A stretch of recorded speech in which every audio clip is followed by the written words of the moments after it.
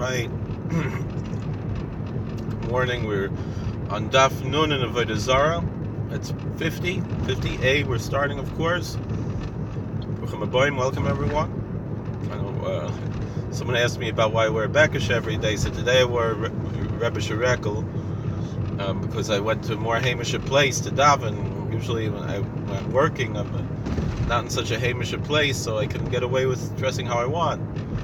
So anyway, I was looking at this Rebbe Sherekel. I hadn't worn it in a few weeks, and I noticed, I don't know, or maybe in a few months, maybe it's a different one. I'm trying to, I know I have more than one, but you kind of notice the stains on this more than you notice on the Bekisha. So, wow, this is only 90,000 right next to the library. Maybe I should buy that and move from there. Wurtzboro. Van Wurtzboro roof. There's already a Bismedrash here, but so anyway, we're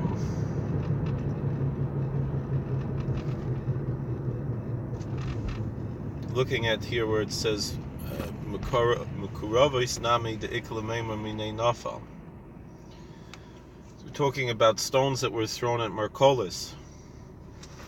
We said yesterday Marcolis could be Mercury. I don't know, but when these stones that you find, you can assume that if they're right next to the Marcolis and they're very close, you could say that they fell from the pile of Marcolis Divrei Asuras.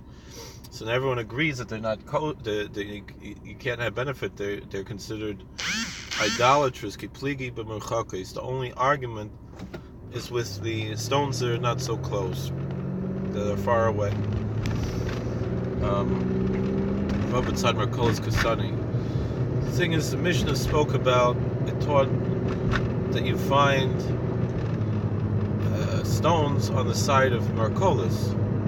My B'tzad, what does it mean by the side? B'tzad arba mois today. B'tzad arba amos today. That is within 4 cubits of the, a circumference around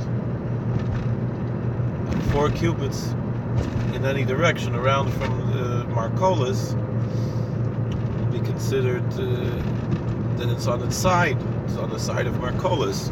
A cubit is the measure from the elbow to the tip of the longest finger all the way up the arm. That's what we call a cubit. That was a typical biblical measurement. So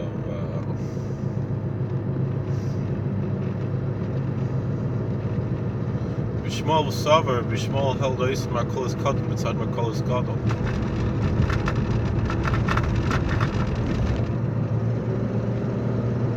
Bishmol said that the way that the worship of Marcolis was conducted was that there could be 2 different piles. There's a big pile and a small pile. So the small pile could be right near the big pile, Shalosh. The Damyan Lamarcolis Asuris. So if you find 3 stones all together that near the Marcolis that look like the Marcolis, you find 3 stones that are similar to a bigger pile. It's a little pile for maybe little kids, they can't reach it or something. Or Steinmutars, but when you have 2, so then 2 is not enough to be a pile for a Marcolis pile. But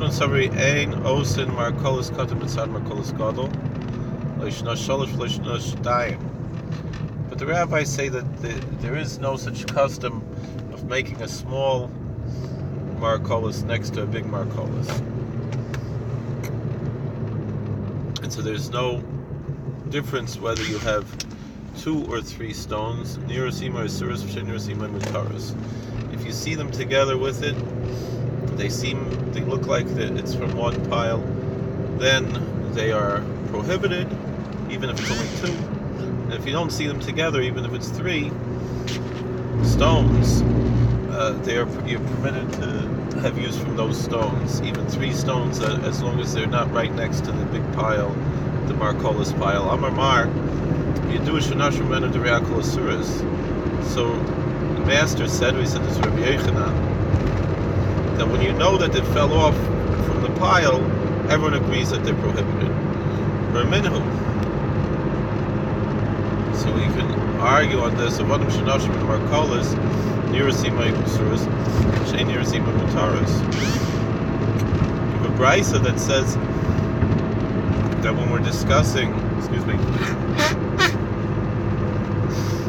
stones that fell off of a Markolis, meaning you know it fell off of the Markolis, if they're seen with it, it's prohibited. If they're not seen with it, they are permitted. Rabbi Shmuel said, if you have 3 stones together, they are prohibited, but 2, they are no longer considered to be idolatrous. It was seen from the brisa, even if you know that it fell off of the Markolis pile. So Amar Rava said, Leitema shenashru la'ema shenimsu. So we've said before that brisas are not necessarily so authoritative, and so the wording of brisos sometimes they're written in a shorthand form, and so maybe it says like shenun, it just has the nun, it just has the letter n, and doesn't have the whole word, and it's an abbreviation. So and then someone else copied it, and they assumed it says shenashru, that it fell off, when actually it's shenimsu, that it was found.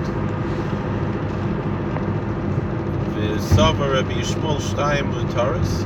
The Gemara asks, does Rabbi Yishmael really hold that if there's only 2 stones, that it is then permitted? V'tanya, we have a brisa from Rabbi Yishmael. Rabbi Yishmael ayim shtayim b'tfisa loy asuras, shaloy afilu merachakes asuras. Shmuel says that if there are 2 that are within the boundaries of the Merkolis, meaning within 4 cubits, that area, 4 cubits around the pile, even 2 stones are prohibited. And Shalosh Shafilu Muruchakis Asuras, when you have 3, even if they are far away, they are prohibited. Amar Rava, so Rava taught Leikasha. Kam b'tfisa achas.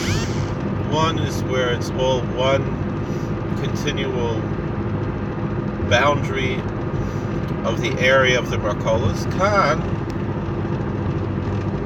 b'shtei tfisas. Here where there's 2 separate boundaries, like we said before, if they make more than 1 Markolis in the same area, more than 1 pile of idolatrous pile of stones that people throw on the pile.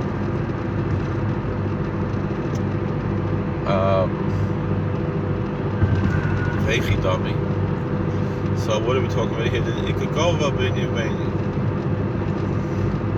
For example, you have a little hill between the 2 piles.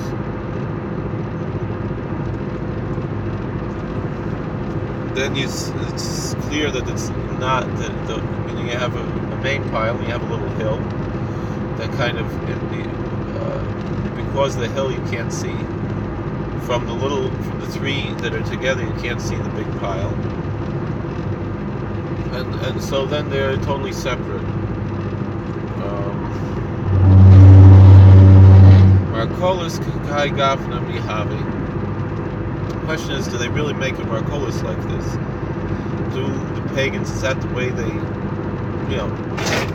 this is why there's importance in studying comparative religion according to Judaism and world religions, in order to be aware how do people actually worship, and so today also there should be familiarity with worship that exists today. Here we're discussing, and that's perhaps the lesson that we can learn from this Gemara, even though today I don't think there really is Markolis worship.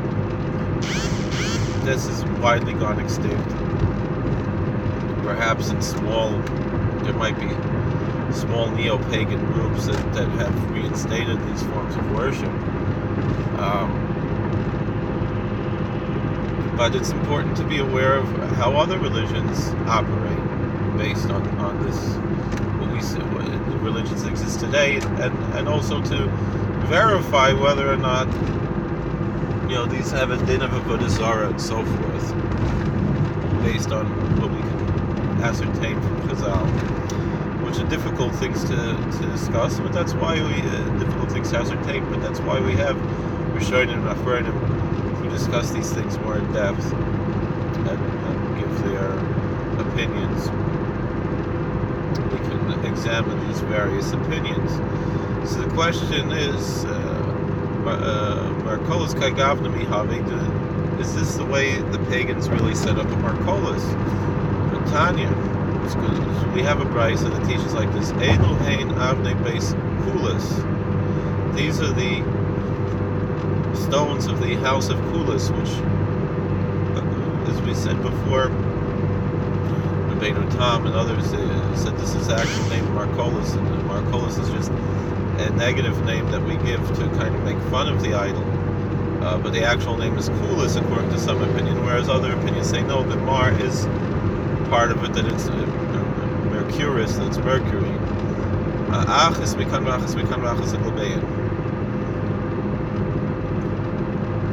So the way they set up the stones is they'll have two stones next to each other, one on this side, one on that side, and then one, kind of like a pyramid shape, even just with three stones, one on top of all of them.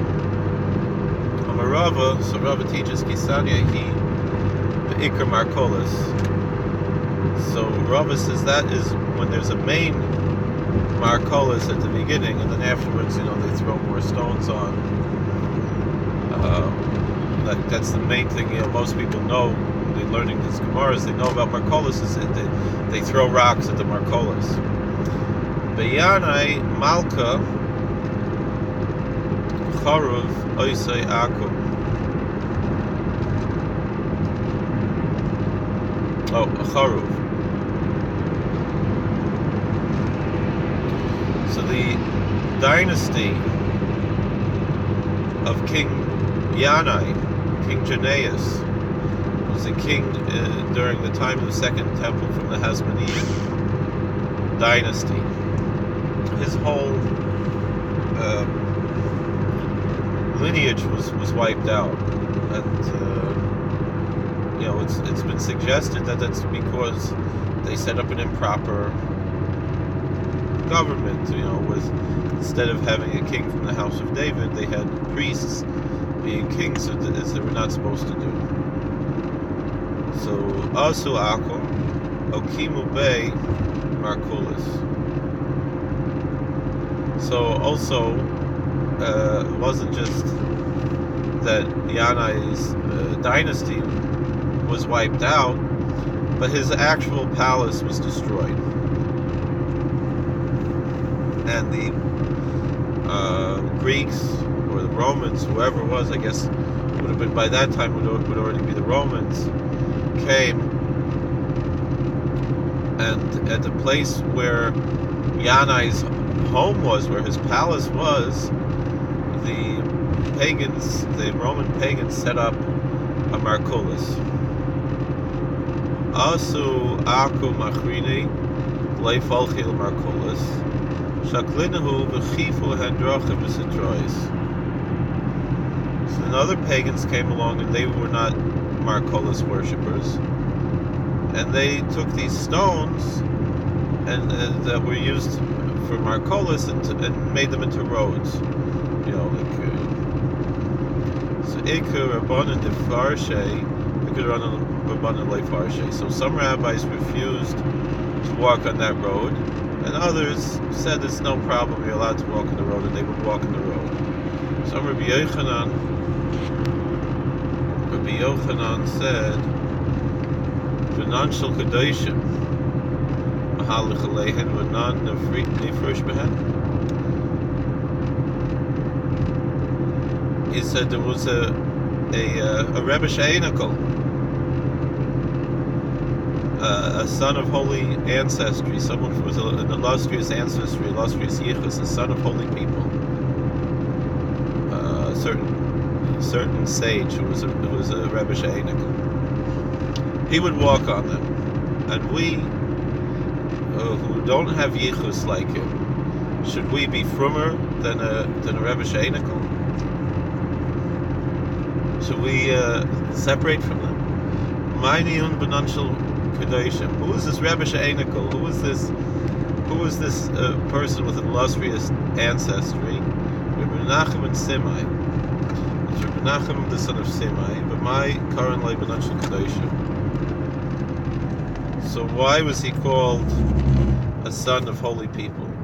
The fil b'tzuras dezuz olim istakel. Because he would avoid even looking at an image on a coin. That's how frum he was. My timer.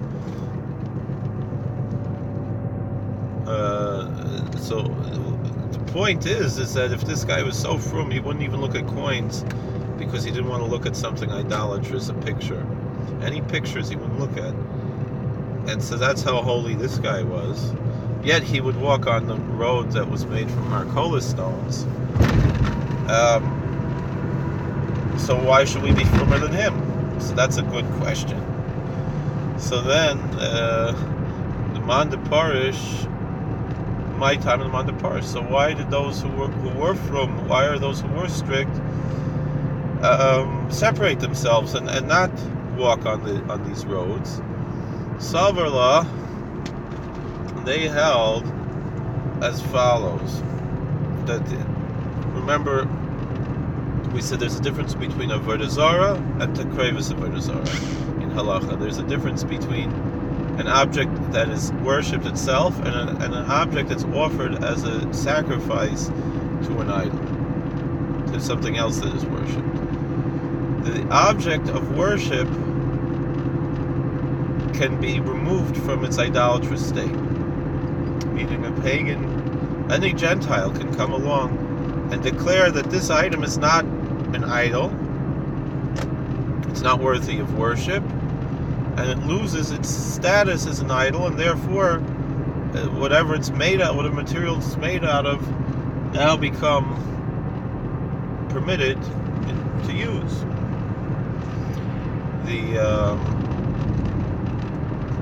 However, something that was offered to an idol, takrovis avodah zarah,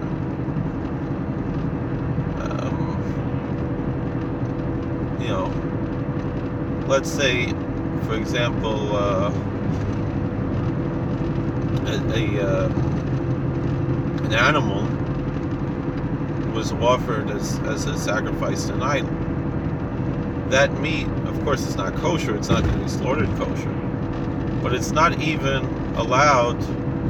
You can't, let's say, you can't do business with that meat. You can't sell it. You can't feed it to your dog even.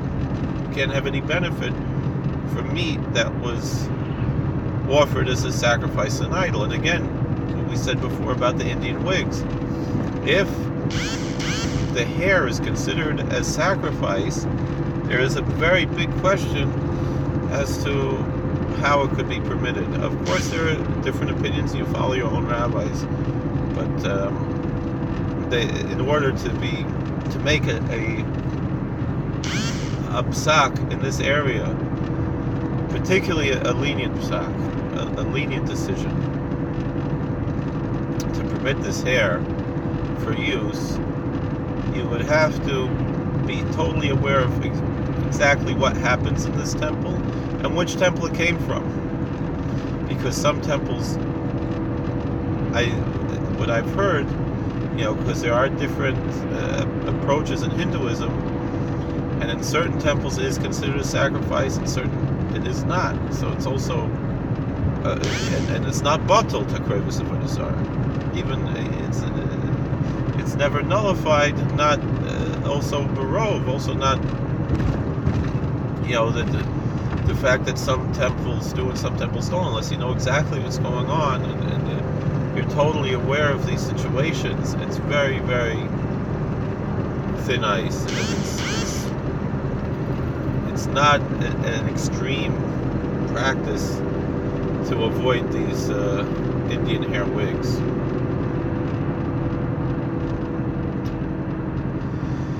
So here, there's two opinions as to the stones that are thrown at Marcolis. Some say that the pile itself is the idol,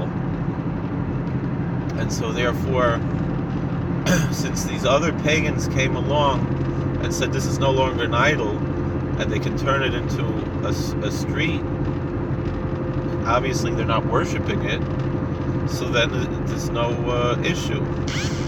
However, that's only if the stones themselves were being worshipped, and what you're basically doing by throwing a stone is making that pile that's being worshipped bigger.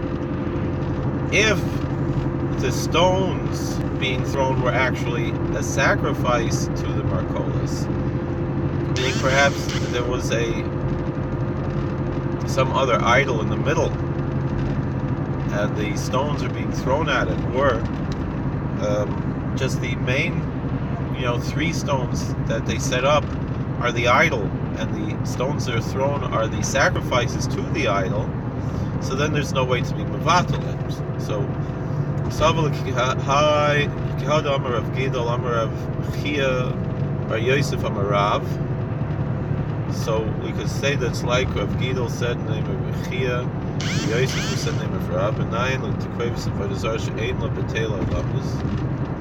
Where did we arrive that something that was offered to an idol can never be nullified? Shnam of Yitzman do about 4 miracles of Chimetz and Ma meis ein la b'teila la'olam after Kravis akim ein la b'teila la'olam. It says in Psalm 106 that they debased themselves in the worship of Baal Peor, and they ate from dead sacrifices. So the answer is just like a corpse is never removed from its corpse status. So too, since it's called a dead sacrifice, the sacrifices brought to an idol are compared to the dead, and so therefore they're also never could be nullified. After Kurvis Akum Eimel B'Telo Loilam Mandalov Farish Amar. So then, if that's the case, how do you answer this to the lenient opinion? Who cares if he's a Rebbe She'enik and he's frum with other things? Maybe he doesn't know the situation of the of the din, whether it's Tekrevis of Avodah Zarah Mamish, whether it's something that was offered to an idol or the actual idol. Eina ke'ein panim.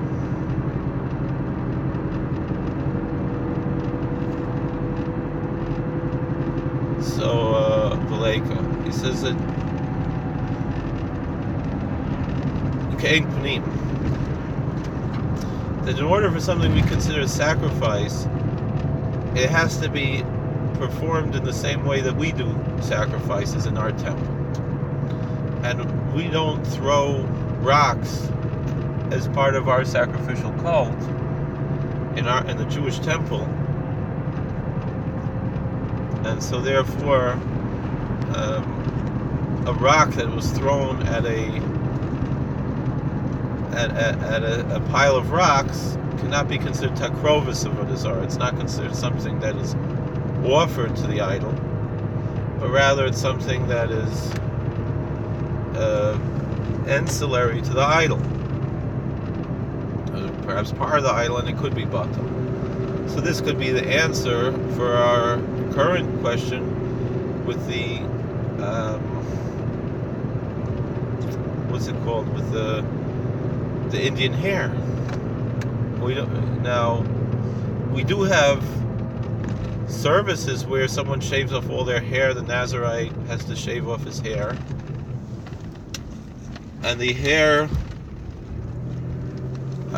is not considered a sacrifice the way it's considered a sacrifice, like a cow or a sheep or goat or a bird, or a meal offering, or oil or water, or wine, are considered actual sacrifice, the Nazarite's hair might not have a din of a korban.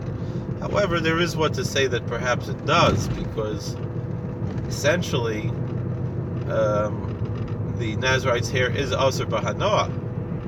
So there could still be a tzushtel. There still could be a comparison that this hair, which is not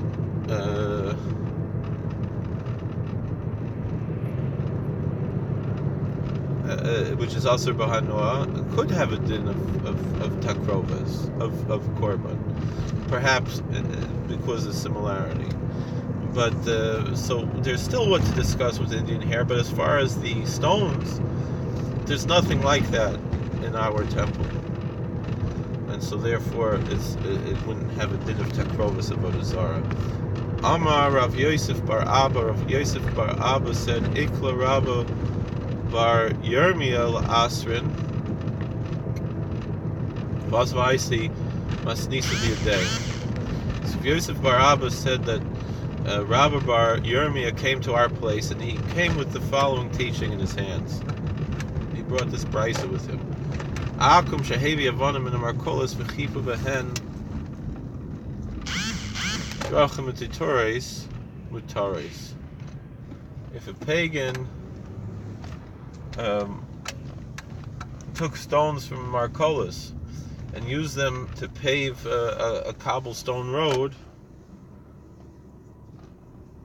you're allowed to walk on the road. All right, so this is the end of this Amud. We're going to continue later. Thanks for watching. God bless. Please like, share, and subscribe, and comment. All the best.